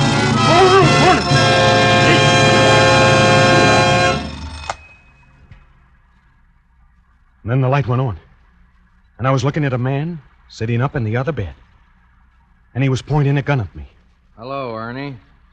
I moved the clock. You saved me a lot of trouble. I looked down at the bed I was standing over. And I saw Myra. And blood. And the hammer.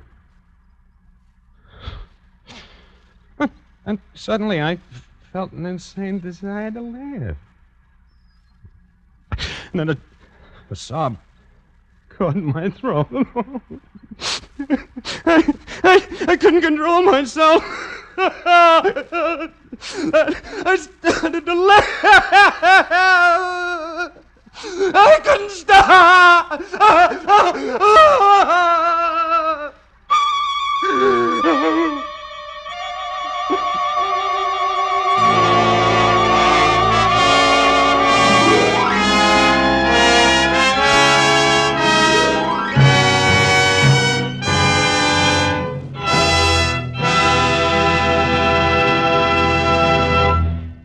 Roma Wines have brought you Lloyd Nolan as star of Murder for Myra. Tonight's study in Suspense. This is Truman Bradley for Roma Wines, the sponsor of Suspense. August, one of the warmest months, calls for tall, frosty iced drinks. And famous hostess Elsa Maxwell recently said, "I've discovered the perfect hot weather drink. Wonderfully cooling and refreshing. One that guests really go for. I mean, Roma Wine and Soda, made with distinguished Roma, California Burgundy, or Sauterne." Yes, Roma Wine and Soda is simple to prepare. Half-fill tall glasses with Roma Burgundy or Sauterne.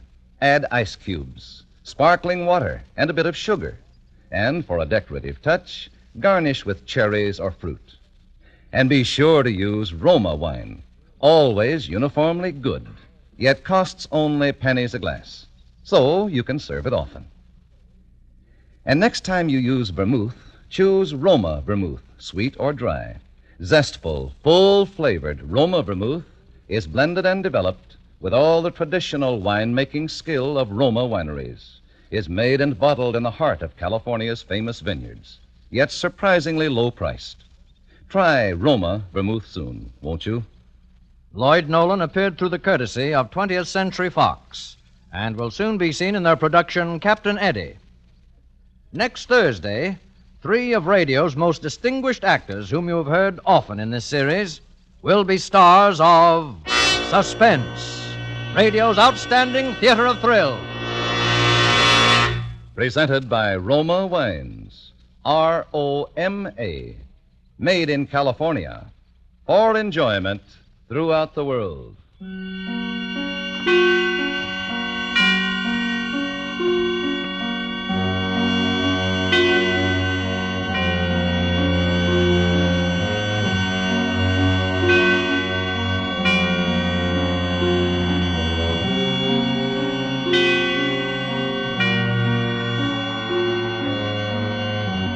This is CBS, the Columbia Broadcasting System.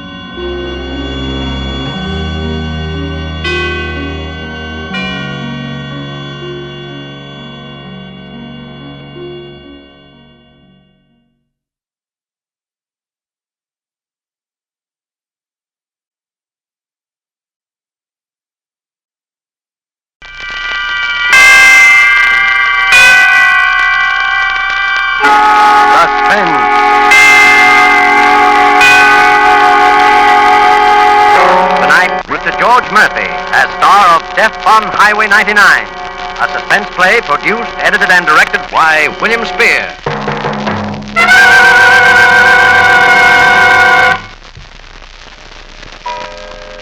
Dear Julie, the clock here in my room has just struck 7, which means I have about an hour for writing this letter to you. I guess already you've said, who's this from? What goes? So I'll tell you right off. Remember Morton Blake? Speed Blake, they called me in high school. The guy who sat behind you in Algebra 2 and Chemistry? Well, that was more than 7 years ago. And I'm writing to you because there's no one else in the world that I give a darn about. There never has been, Julie, since I saw you the first time. Well, I sure had other plans about you, and that's probably a surprise, too, because I never had the nerve to let you know I was alive before. But as it is with me now, this letter is all you'll ever know. A letter telling what a mess I've made of things, what a mess I've made of my life. You see, Julie, it's because I always decided too late what to do, because I always was a coward. That's why I never spoke up and told you, back then, what I thought about you until it was too late. You married someone else. That's why I'm writing you the last letter I'll ever write, to a girl who can't even remember my face. That's why I'm waiting for Captain Shannon to come and get me. You see, Julie, I'm a murderer. Yes, in just a little while, I'll see the squad car pull up outside, and then all the fumbling and mistakes will be over. But I want you to understand, that's all. Because it really was all her fault, Pauline's. You remember Pauline? She was that strawberry blonde who hated you so much. Of course, Pauline hated everyone. She was so sharp and mean, and not like you. But when you got married, I married Pauline just to show myself that I didn't care. Just because she was there handy and you were lost. It was 5 long years we were clawing each other like 2 cats tied in a sack. Right up to that last night. She'd gone to a show alone. I picked her up afterwards. I was a little late, so she really began writing. She was in a fine. After another. I tell you, I've just about had my fill, Maud. I've stood as much as I'm going to. As much of what? As much of what? Oh, look, Pauline, I worked late. I'm tired. Now, why don't you just sit there and be quiet? Yes, you'd like that, wouldn't you? You'd like it if I was deaf and dumb. But you won't shut me up, Morton Blake. When I want to talk, I'll talk. What are you stopping for? It's a boulevard stop sign. Oh, isn't that silly? It's almost 2 in the morning. There isn't a car in sight. Oh, Pauline, let me drive the car, will you? All right, sure. Take your time after I waited almost an hour in the cold. You don't care about anybody but yourself. Pauline. What? Look, let's stop kidding ourselves. Let's be honest for 5 minutes. Honest. You're a fine one to speak about being honest. Just wonder if it really was work that kept you tonight. After all, I know a couple of things. Forget all that, will you? And listen.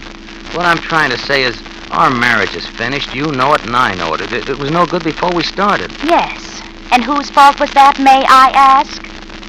I know what you were thinking of then. I know who you were mooning about. I know that. Oh, all right. But why should you and I go on? Why don't we just call the whole thing off? You've been working too hard, Mort.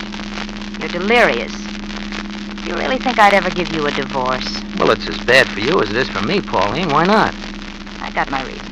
But we're wasting our lives. You're still young and pretty, and you could get a much better deal. You think you could, too, don't you, Mort? Oh, I don't know. Well, just because you want your freedom so much, it's no go, see? Because I like to make you squirm, because I loathe and despise you. Do you get me, Mort? Yes, I get you. Pauline, let's don't talk anymore. Let's forget it. Look, you don't have to speed up just because we started... Look, a minute ago I was going too slow. You said... Never mind what I said. Stop going so fast. Well, I'm under the limit. Dry up. Mort, we'll turn over. Oh, I said dry up. But, Mort, there's somebody on the road. Martin! Look out, you're gonna hit him!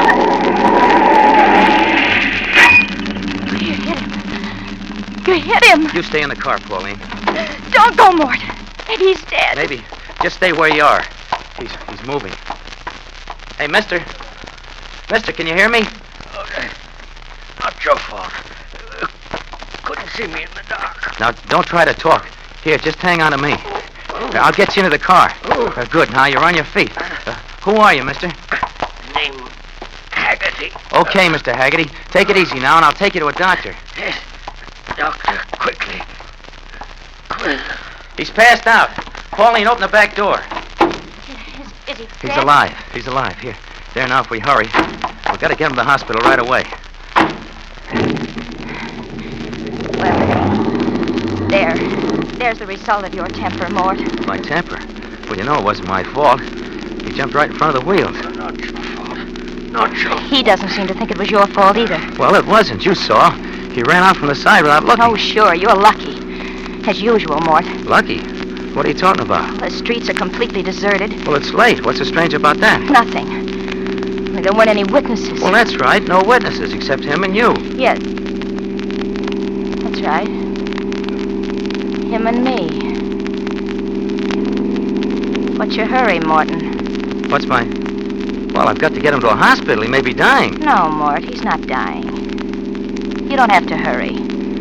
He's dead. He's dead. She said it just like that. Like she was handing me a birthday present. I pulled the car to the curb and got into the back seat. The old man was sprawled across the cushions, his head twisted back. When I put my face down, there wasn't a whisper of any breathing on my cheek. I slipped my hand inside his coat, still as stone, not a flicker from his heart. I crawled back under the wheel and sat there thinking. Mort. Yeah. You know what you've done? Yeah. He's dead. That means you're guilty of... What is it, Mort? Murder? No, it's not murder. Or manslaughter. And even manslaughter will mean prison. Won't it, Mort? Huh? I said manslaughter will mean prison, won't it? Prison? No, it wasn't my fault. You heard him say so. Yeah. If I testify that I heard, then you'll get off. Is that it? Why? Well, you'll have to testify, or else... Or else what, Morton? Or else I'll be sent up. There weren't any other witnesses. That's right, Morton. Hey, what are you trying to tell me? Mort, you must have imagined that poor man said it wasn't your fault. What? Because I didn't hear him say a thing. You're lying. You're lying, Pauline. You heard him. As soon as I put him in the car, he said it's not your fault. Can you prove it, Mort? Can I prove? This is what I've wanted, Morton. I'll have my freedom, but you won't have yours. You'll be that jailbird Speed Blake. And you'll have years and years and years to think about the other girls you used to know. Won't you, Mort? I looked at her. She had a thin smile on her lips. I got a crawling feeling at the back of my neck. I held onto the wheel so tight my knuckles began to ache. Well, Morton, what are you waiting for? What was I waiting for? What had I always waited for? Well, Morton. I began to think of something. A line my beloved wife's ran through my brain. No witnesses. There were no witnesses. Why, wait, Mort. Be a man. No witnesses. There were no witnesses. I could dump the old man's body somewhere on the edge of town and no one would be the wiser. No one but Pauline. But what if there was no Pauline?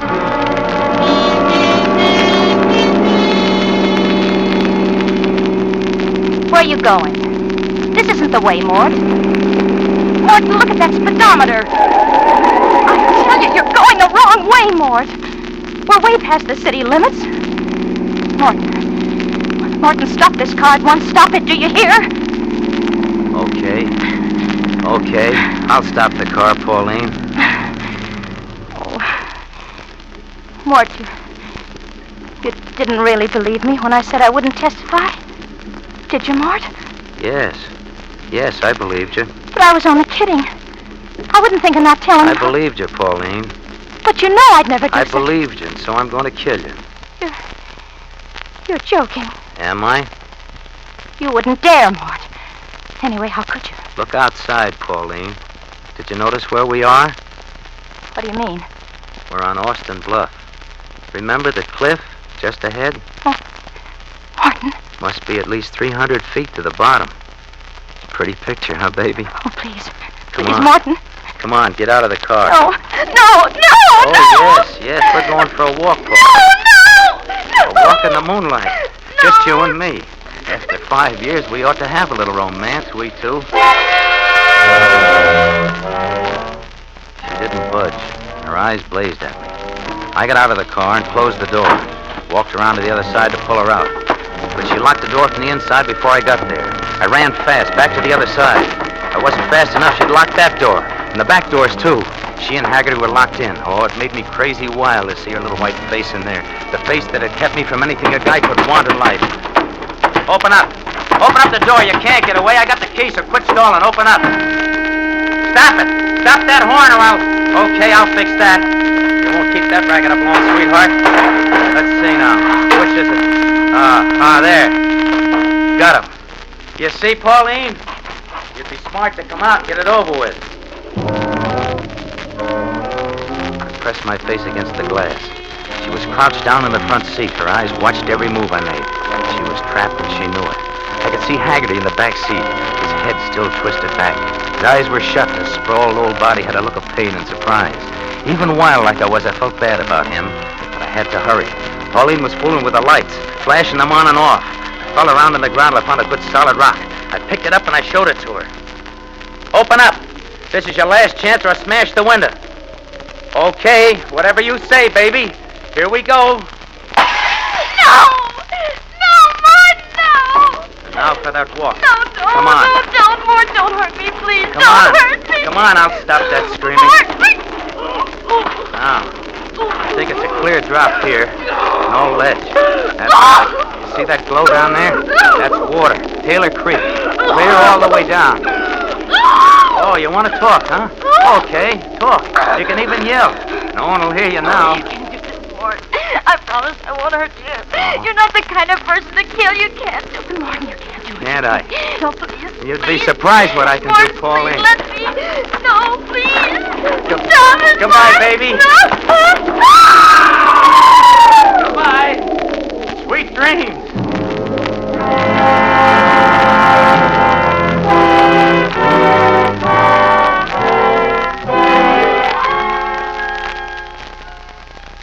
Yes, Julie, I did it. And when you get this letter, you'll be the only person who'll really know why. Who'll know that I'm only sorry that I didn't kill her sooner.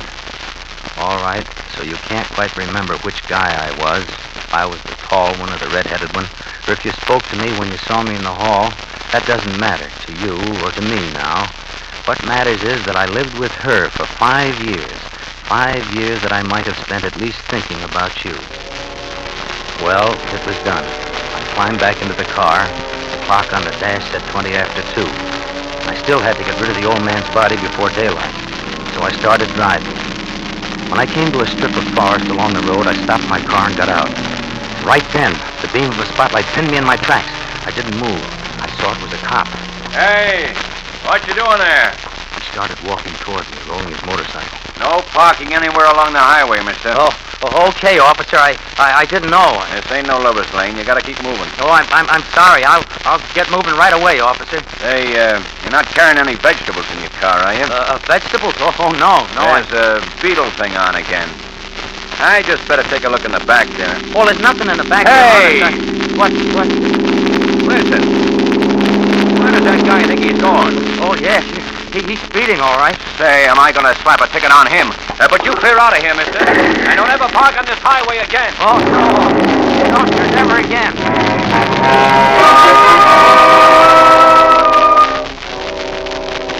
So I took another road and got back on Highway 99. By then I felt jittery. I smoked one cigarette after another and the sweat was rolling down my face. I found another spot, and this time I made sure I was alone. Then I parked the car and I opened the back door. I reached in for Haggerty's body. He was still limp and warm, and really I was sorry about him. You see, that proves I wasn't the killer. That proves that it was her fault, Pauline. And if she hadn't been like she was, I never would have killed. Not anyone.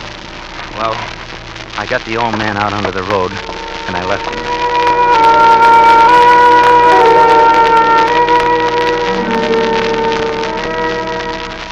When I got home, I put the car in the garage, and I looked it over to see that everything was okay. There was no blood on the seat. That was a break. The window was broken, of course, but I could fix that. There was mud on the tires, so I got out the garden hose and I washed them down. Then I went into the house. I was pretty nervous, and I knew that I had to be on my toes for the next few days, so I took a couple of sleeping pills. They did the trick. I was asleep the minute my head hit the pillow.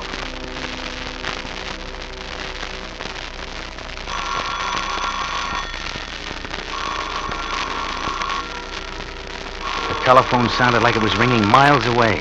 I didn't know if it was day or night. I stumbled down the hall, shaking my head, trying to clear my brain. Hello? Hello? Is this Martin Blake? Yes. This is Sergeant Graham down at headquarters. Yes. Is there anything wrong? I have some bad news for you, Blake. Bad news? Yeah. A report just came in from the East Precinct. A couple of campers found a body at the bottom of the cliff. Yes? Well, it's tough to tell you, but the body's been identified as your wife, Pauline.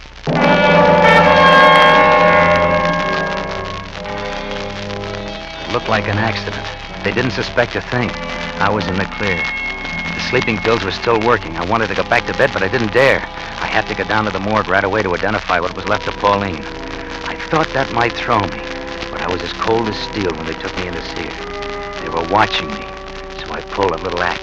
Hey, take it easy here. Here, sit down. I'll get you some water. Oh, thanks. I'm all right now.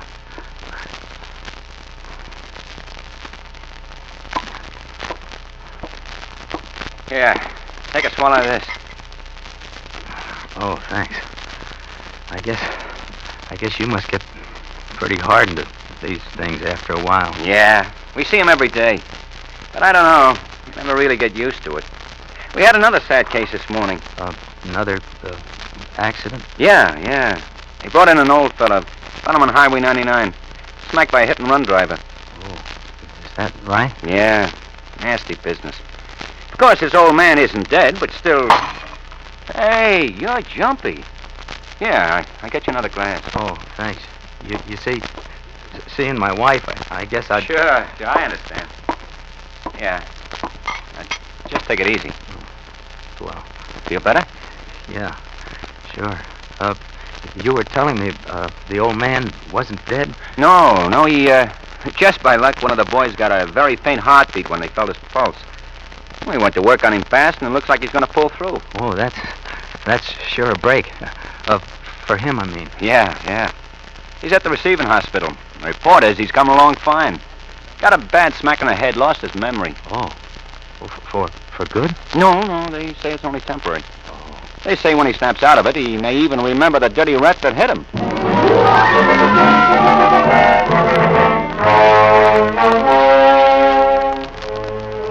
Haggerty was alive. Well, of course, I should have been glad. The poor old guy had never done anything to me. But I couldn't think that way then. Haggerty was alive, and he'd remember me. He'd remember Pauline was with me. I almost gave up. I almost shouted, all right, I did it. I killed my wife. But something kept me fighting long enough to get out of there. Long enough to drive to the hospital where Haggerty was. It was taking an awful chance, but I couldn't stay away. I was just walking up to the desk to find out his room number when... Blake! Aren't you Morton Blake? Yes, I am. Well, I'm Captain Shannon from headquarters. I just saw you down at the morgue. Oh, yes, I didn't remember. Well, can't tell you how sorry I am about your wife. Oh, yes, sir. Thanks, Captain. Funny running into you here. Yes, sir. I thought I'd find out if I could get a room and take a rest for a few days. I'd feel pretty shot. I can imagine. But I don't think you'll have a chance the way hospitals are crowded. You better get your rest at home. Get a friend to stay with you. Yeah, I guess you're right. I drive you home, but I got called down on this hit-and-run case. Oh, the old man, the attendant at the morgue was telling me. Yeah, he's conscious now, so I'm going up to talk to him. Do you think he'll know who hit him? They said over the phone he has a good description, and even if it isn't good, we've got the tire print of the car and a footprint of the driver. You have? From where? There was a lot of mud where the car stopped. The driver was careless. That kind usually are. There's a doctor on the case now. Oh, Dr. Leeds. Yes. I was just coming up to talk to old Haggerty. Yes, I know. Did the nurse tell you he described the driver, Captain? Yes, I'm going to take it down and make the arrest. Fine, but would you mind waiting about 2 hours? The old man's sleeping now, and rest is important to a man his age. Mind, Doctor? No. What's time to me? It's 2 hours more for the hit-and-run driver, whoever he is, to wonder just how smart he really was. And we know the answer.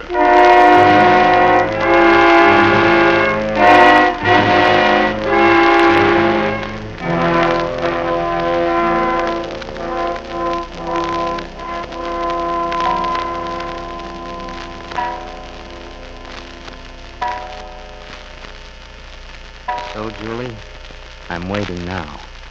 I'm writing you all this because I got a crazy idea that you have a right to know. You, a girl I knew 7 years ago, who won't remember me. Who won't remember that nickname, Speed, or if I had freckles. You did. Or if you signed my book on class day. You didn't, because I didn't have the nerve to ask you. So maybe it isn't a real girl at all that I'm writing this to. I guess I'm writing to how I failed. To how I never did anything on time. To how I thought good and acted bad. You see, what I think you were adds up to how much I failed. I guess every guy in the world has someone like you. A girl in a blue dress. Success is having her now. Knocked back a long way, and they drove up now. They drove up now. Captain Shannon and a couple of cops. Okay. Well, I've only got seconds to get ready for them. So, goodbye, Julie. Goodbye.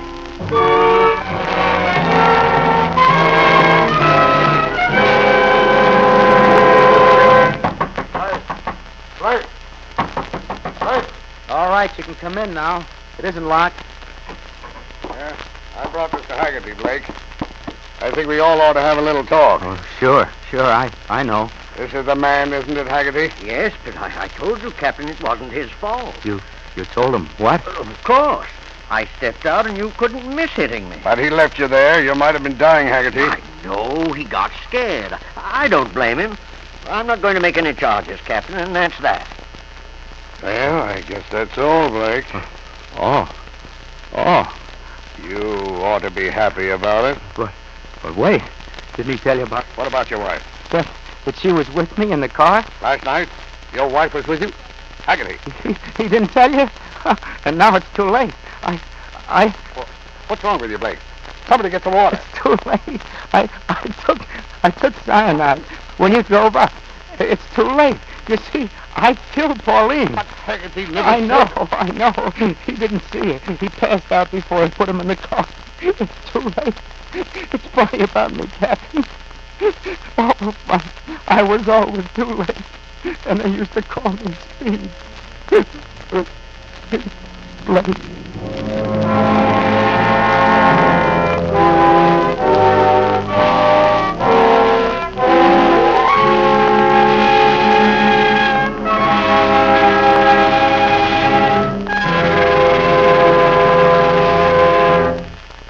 George Murphy, as star of Death on Highway 99. Tonight's study in suspense.